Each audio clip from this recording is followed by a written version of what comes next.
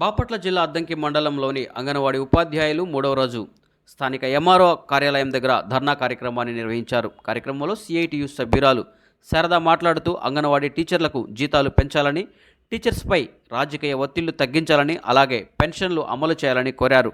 తమ డిమాండ్లు పరిష్కరించే వరకు ధర్నా కార్యక్రమాన్ని నిర్వహిస్తామని ఆమె తెలిపారు. ఈ కార్యక్రమంలో అంగన్వాడీ వర్కర్లు, టీచర్లు, అదేవిధంగా సిఐటియు నాయకులు తదితరులు పాల్గొన్నారు. Your voice hour news, Max 9 News.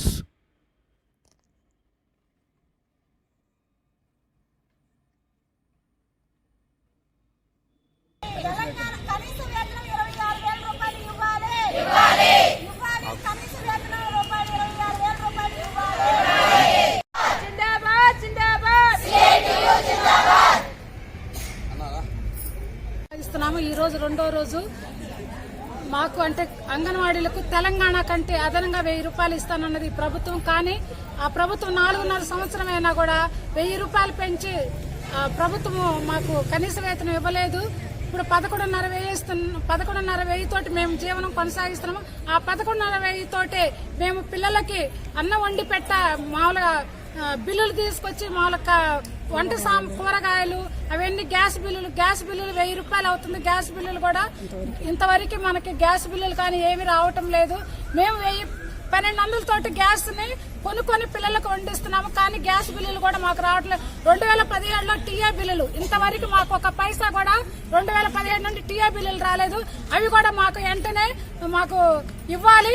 అలాగే కనీస వేతనం 26,000 ఇవ్వాలి. రిటైర్మెంట్ బెనిఫిట్స్ కల్పించాలి.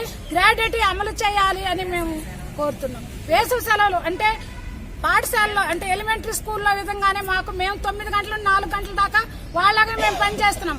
కానీ మాకు ఎలిమెంటరీ స్కూల్లో లాగానే మాకు వేసవి సెలవులు కూడా ఇవ్వాలని, సెకండ్ సాటర్డే రోజు కూడా మాకు 2వ శనివారం కూడా సెలవు ఇవ్వాలని మేము డిమాండ్ చేస్తున్నాం.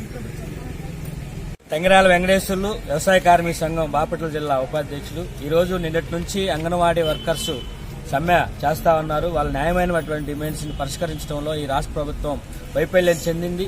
దానికి నిరసనగా అనేక సంవత్సరం కాలం నుండి అనేక దఫాలుగా అనేక రకాలుగా మంత్రులను కలిసి వినతి పత్రాలు ఇచ్చారు. చెలో కలెక్టరేట్, చెలో విజయవాడ కూడా నిర్వహించారు. అయినా కానీ ఈ రాష్ట్ర ప్రభుత్వం స్పందించలేదు.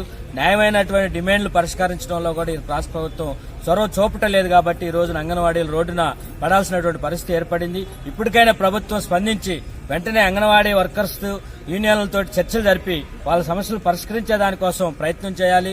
లక్షల వేల కోట్ల రూపాయలు బడాబాబు పెట్టుబడిదారులకి 14 లక్షల కోట్ల రూపాయలు రాయితీ ఇచ్చి ఈ రాష్ట్ర ప్రభుత్వం గాని కేంద్ర ప్రభుత్వం గాని మాఫీ చేసింది. అదేవిధంగా అంగన్వాడీలకు ఇచ్చేటువంటి వేతనాల్లో రాష్ట్ర ప్రభుత్వానికి అదనమైనటువంటి భారం పడుతుందని చెప్పి చెప్తా ఉన్నారు. ఇది ఏమాత్రమైనటువంటి సమంజసమైనటువంటి వాదన కాదు. అందుకని ఇప్పటికైనా స్పందించి అంగన్వాడీలు చేస్తున్నటువంటి పోరాటాన్ని గుర్తించి ఈ సమస్యను పరిష్కారం చేసే దానికోసం ప్రభుత్వం చొరవ చూపాలని చెప్పేసి ప్రజా సంఘాల తరపున మేము డిమాండ్ చేస్తా ఉన్నాం.